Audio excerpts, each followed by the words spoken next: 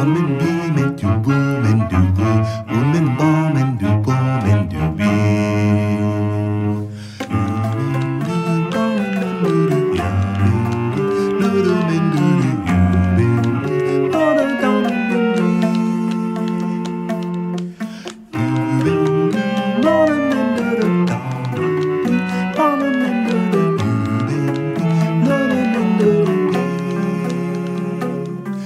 Woman boom and do boom and do boom.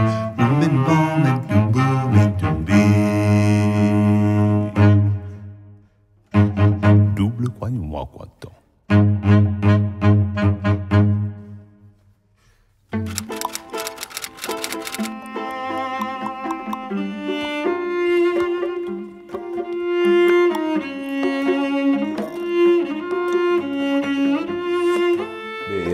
Oui, dans ma musique, je parle, on pourrait parler d'engagement, dans le sens d'une prise de position face aux problèmes de la société, à l'environnement dans lequel on vit, à l'histoire même, associée à la mienne, à ma propre histoire en fait.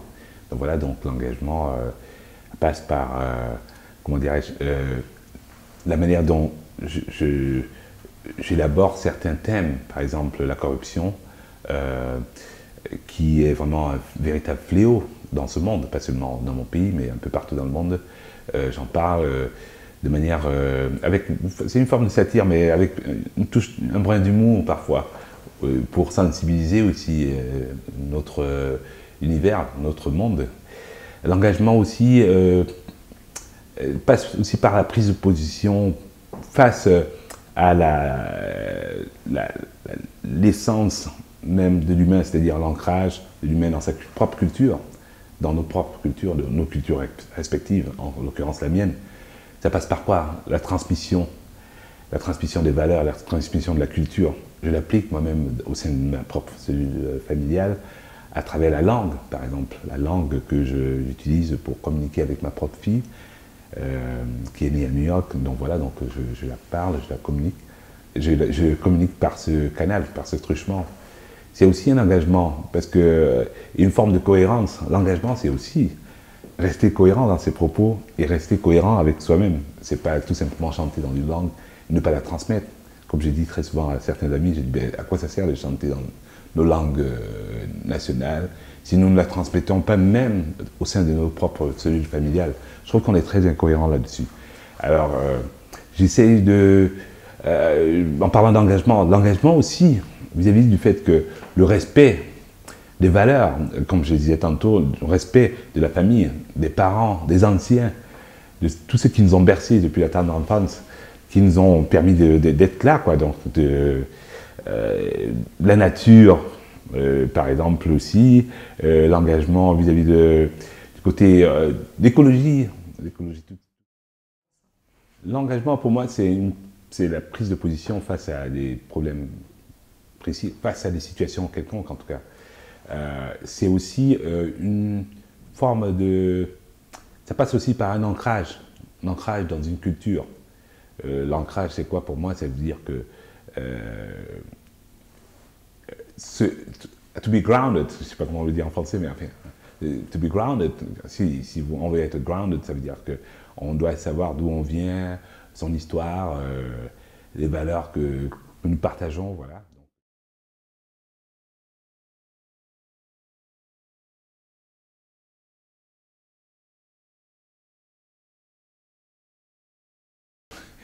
Et ce qui est fascinant dans cette langue, c'est qu'elle est percussive, en fait, comme la plupart, une grande partie des langues bamileke de la région de l'Ouest Cameroun.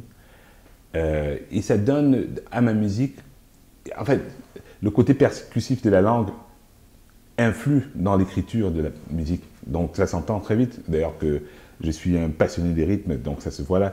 Genre, au départ, c'était de manière inconsciente, c'était pas voulu. Mais avec du recul, je m'amuse d'ailleurs à l'utiliser un peu partout, même si il m'arrive quelque part d'utiliser des onomatopées, mais qui correspondent, qui sont proches de la langue Medumba, qui sont proches de ces langues-là, de ces langues de l'Ouest. Et ça donne du relief à cette musique, ce que j'appelais tout à l'heure de l'ancrage aussi dans la musique, dans cette musique-là. Ça donne une singularité, je ne parlerai même pas d'une particularité, mais une singularité extraordinaire, je trouve, dans jeu musical. Voilà. On parlait hier des sons très terriens. Alors, je ne sais pas si c'est le juste mot, mais c'est en tout cas une des possibilités avec ces bas, ces ka, ces nia, ces wo. Et donc tu veux rebondir sur cette question de sons, de vibrations qui sont assez proches de sons percussifs. Voilà, mais pourquoi ces sons-là? Ces sons-là, en fait, évoquent toutes les images que j'ai en tête de mes origines, en fait, de mes origines camerounaises, essentiellement de l'Ouest Cameroun, de Bazou particulièrement. Et ces sons vont puiser dans ces sources, en fait, sont le reflet de ces racines qui sont bien ancrées, de cette culture qui, comment dirais-je, qui est assez généreuse, en fait, dans la mesure où, même si les sonorités, malgré les sonorités qui sont très percussives, révèlent beaucoup de choses, donnent du relief à cette musique en particulier, et raconte l'histoire même, raconte l'histoire de cette culture, en quelque sorte. Voilà, donc en gros, c'est tout ce que je peux dire. Terriens, oui, je dirais terriens parce qu'ils sont authentiques, pas au sens anthropologique, mais authentiques, juste nature. Et il faut avouer aussi que dans ma démarche, je suis à la quête du son brut. J'aime bien le son brut. Ce que j'appelle son brut, c'est-à-dire le son naturel. D'où même d'où l'orchestration que j'ai dans toutes ces formes musicales, dans tous mes différents projets qui sont des projets joués avec des instruments acoustiques en fait. Donc voilà, c'est la quête du son brut. Le fait que je joue même d'ailleurs avec des sonorités linguistiques qui viennent de ma culture, c'est parce que je recherche quelque chose de pas artificiel du tout. J'aime pas les artefacts, enfin tout ce qui est autour comme effet. Ok, il y aura des jeux au niveau du renforcement de la nasalité et autres, ou des formes de voisement et autres, qui sont aussi associés à la langue parlée, à la langue que je parle. Le côté percussif qu'on évoquait tout à l'heure aussi est lié à la langue, bien entendu.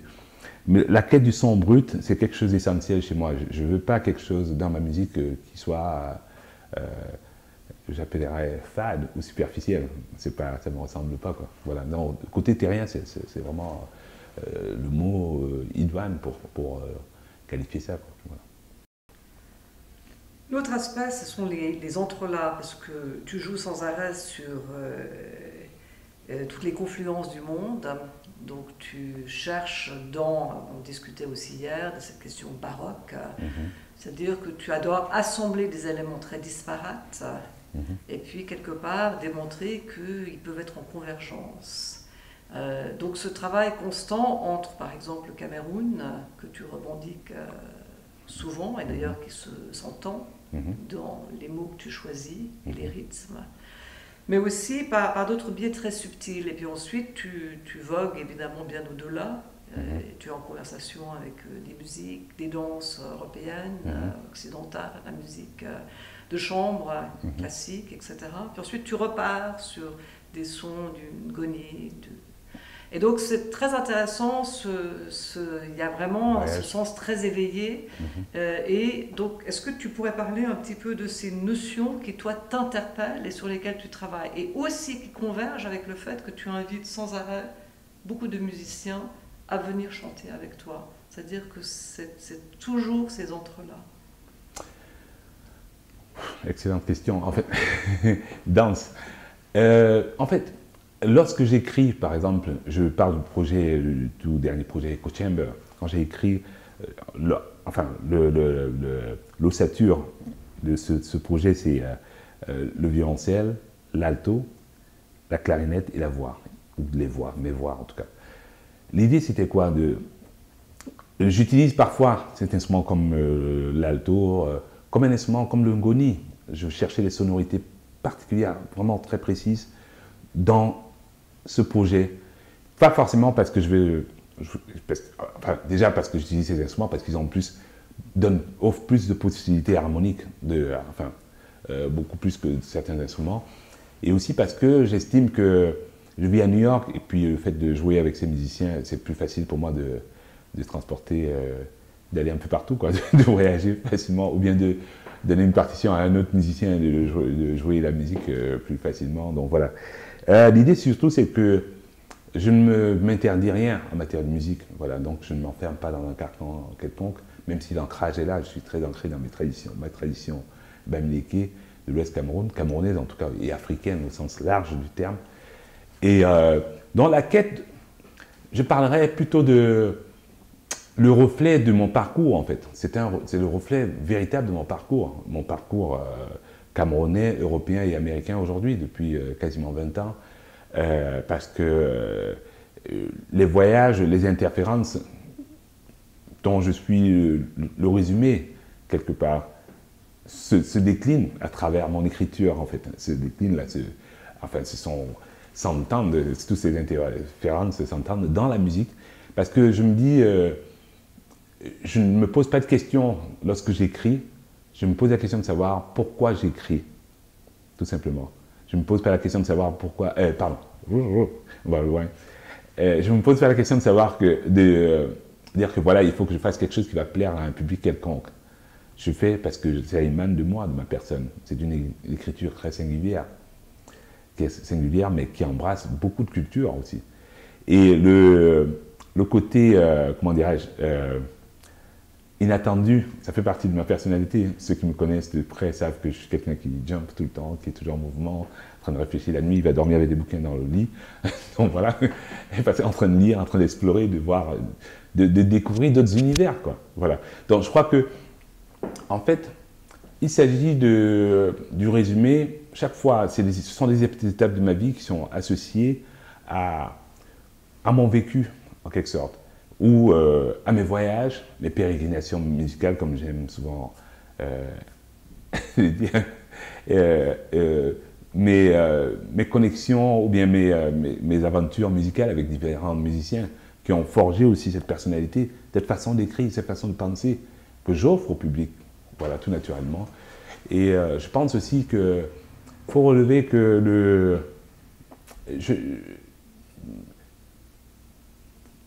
j'aime m'interroger d'autres frontières, en fait. J'aime pas m'enfermer, une fois de plus, j'aime pas m'enfermer dans un carcan. Et je trouve que le fait d'inviter aussi d'autres chanteurs, faire le circle singing, à chanter ensemble, c'est une forme de nourriture, c'est une forme de générosité. Ça vient de ma culture, c'est ma culture originelle, je veux dire, du Cameroun. Dans les villages, la musique, elle est là, elle est ouverte. On la joue, quoi. On joue la musique. On ne la pense pas tout le temps en disant, on va analyser. On joue, on fait de la musique. D'ailleurs, ceux qui viennent à mes concerts vont dire « mais il est très relax, c'est bien ». Pourtant, peut-être que ça paraît complexe, mais on joue, quoi. On est dans le mouvement, on est dans l'action. Tous ceux qui sont là font partie du jeu musical.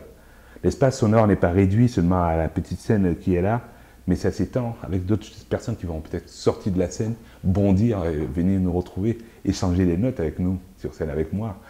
Donc pour moi, je crois que c'est fascinant. La musique, dans notre pays, dans mon pays, c'est pas... Essentiellement, elle se joue collectivement, en tout cas, de manière générale, en fait. Même si, parfois, il y a des personnes qui vont jouer tout seuls. Mais ce sont des musiques qui se jouent, c'est le collectif qui prime, en fait. Le sonore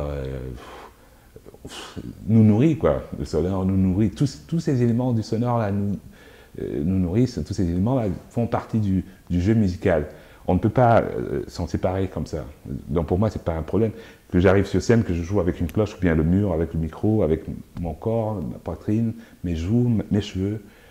C'est la musique. Pour moi, ça dépend de ce que j'en fais, quoi. Voilà, tout simplement. Et je pense que d'ailleurs, quand on regarde de très près, dans les traditions, par exemple chez nous, l'idée de faire de la ronde comme ça, on n'interdit pas au chien d'aboyer, qui est à côté. Le chien, il peut aboyer. Ben, il est là, le chien, il aboie, il passe par là. C'est pas que c'est un désordre, mais c'est très organisé en même temps. Très organisé, mais on sait, les codes sont là. C'est juste une forme d'immersion dans cette musique-là. J'invite les gens à se jeter dans ma musique aussi de manière très spontanée, de manière naturelle, en oubliant tout ce côté académique ou bien scientifique qu'il y a derrière la démarche. Oui, c'est l'harmonisé, c'est une quinte, une sixte, ouais, c'est une quinte diminuée, voilà. Donc il ne se pose pas trop de questions de se jeter à l'eau et de la vivre, cette musique-là. D'ailleurs, les musiciens me disent tout le temps que je change tout le temps. Donc à chaque fois que j'arrive, je me suis dit, tiens, je vais faire les parties, je mets dans la main. au crayon, au moins je pourrais effacer et dire ah, changeons, mettons plutôt si bémol ici. Non, non, garde le mi là, le mi, voilà, ça va. Non, parce que je suis tout le temps en mouvement et c'est cette tradition-là que je traîne avec moi. De manière inconsciente d'ailleurs, je ne fais pas exprès parce que je suis camerounais, c'est comme ça. Vraiment, je suis très ancré. J'ai beaucoup d'admiration pour les musiques traditionnelles, en tout cas, pour tout te dire, c'est que je trouve qu'elles sont très ouvertes, très généreuses. Et je parle d'ailleurs, j'évoquais ça dans une conférence il y a quelques jours, ici à Genève, je parlais de créolisation permanente. Créolisation. Parce qu'en fait, la musique, si on regarde de près, à chaque fois qu'on joue et que un morceau, ce n'est jamais pareil. Il y a toujours une interférence. Peut-être le bruit de quelqu'un qui vient, ça ne sera pas, il va faire. Tous ces éléments participent, enfin, construisent le sonore qui est là. Font partie de l'espace sonore, mais construisent cette musique qui est là, que les gens proposent. De la même manière que quand j'expliquais à quelques amis il y a quelques jours, ou bien à la conférence d'ailleurs, où je parlais de la transcription que nous faisons, la partition que nous avons dans cette musique-là, sont la photographie, c'est la photographie du morceau au moment où il est joué. Si vous le jouez 2 fois, ça ne sera jamais pareil. Il y a des mouvements tout le temps. Parce que c'est pareil pour le jazz d'ailleurs, qui est d'origine africaine. Ce sont des musiques qui ne sont pas figées, qui ne sont pas... Et même dans l'interprétation de la notion de geste, on le sait tous, que même le pianiste qui joue le même accord 2, 3 fois, il ne va pas jouer de la même manière. Il joue les mêmes notes, mais il ne joue pas de la même manière. Le mouvement change. Les doigts ne sont pas des machines quand même, sauf si on programme. S'il y a des machines qui programment, là, dans ce cas-là, ça se comprend. Et là, si tu regardes bien, donc c'est un mouvement. Le côté, voilà, je ne sais pas si avec toi, quand je parle de ça, je dis, oui, c'est un peu baroque à tel endroit, voilà, tel. Mais c'est aussi parce que lorsque dans nos traditions, il y a cette façon de faire là qui est très présente, ces moments imprévus.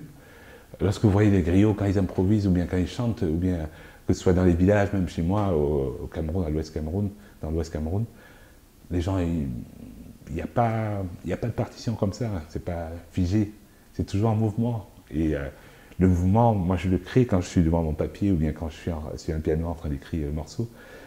Le mouvement est là, il est instantané, il est spontané, mais organisé. La spontanéité ne veut pas dire que c'est un fourre-tout, non, c'est organisé. Grâce à l'immersion et grâce à toute cette capacité intellectuelle que nous avons tous, eh bien, nous créons ce que nous avons à proposer.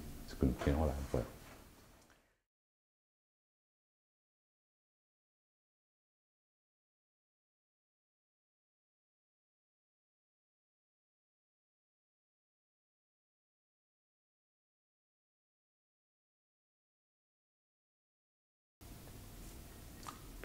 D'unification des peuples, tout simplement.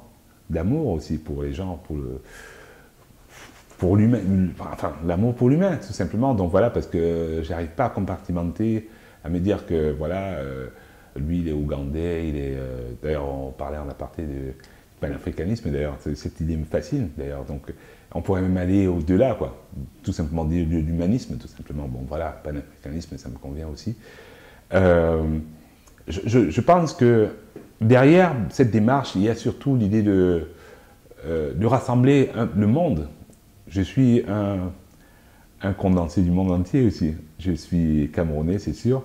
C'est une évidence.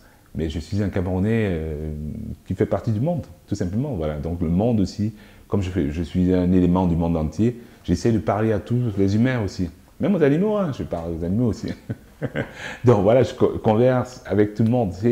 L'idée, c'est surtout de garder toujours en tête que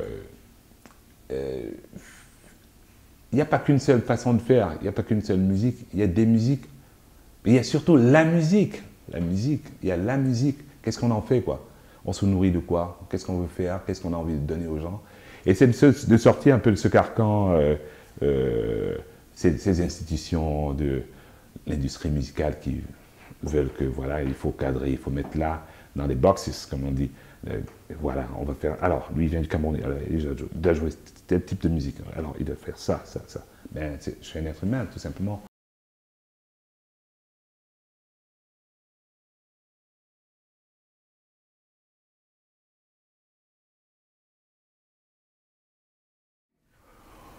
Oui, comme je disais tout à l'heure, j'aime bousculer certitudes. Ce que j'essaye de créer, c'est de pouvoir. Enfin, j'essaye de créer des passerelles entre les humains, en fait. Créer des passerelles, tout simplement. Montrer qu'en fait, aux yeux du monde, que nous sommes que des humains. Nous faisons. Tout peut. Enfin, les humains peuvent se marier, quoi, vivre ensemble. C'est une question, c'est une quête. Pour moi, c'est. Ouais, peut-être c'est une rage, c'est une forme de rupture par rapport, de résistance, par rapport, par rapport à ce formalisme dans lequel on baigne au quotidien, quoi. Voilà, c'est une forme de résistance, c'est une forme de refus d'adhérer à un système particulier, quoi. Voilà, donc de dire que, enfin, c'est une passion pour la singularité dans le langage, tout simplement, je dirais. Mais il y a quelque chose de très très coquin. Tu vas, par exemple, aller prendre la musique de chambre. Et puis, tu vas mettre beaucoup de Cameroun là-dedans, ou de rythme polyrythmé, etc. etc.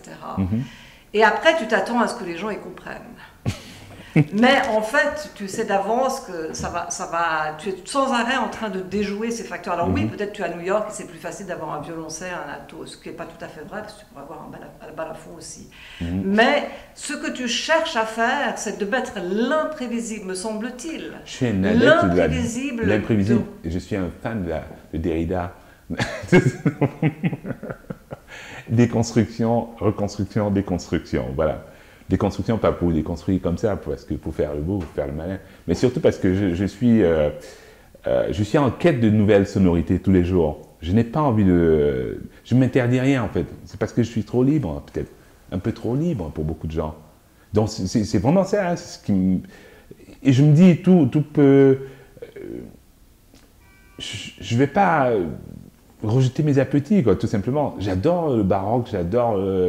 la musique bretonne, j'adore la musique bavaroise, j'en sais rien, la musique Bikutsi du Cameroun, qui est ma musique préférée d'ailleurs au Cameroun. J'adore les balafons, j'adore...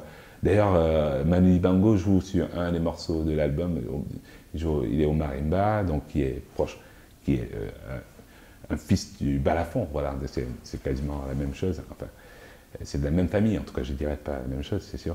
Mais... pour moi, c'est pas.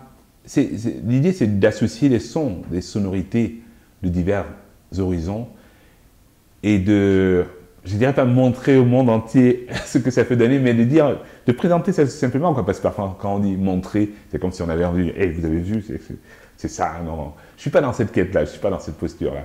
Ma posture est très très simple, c'est que j'ai envie de faire dialoguer les cultures, en fait, dialoguer les cultures.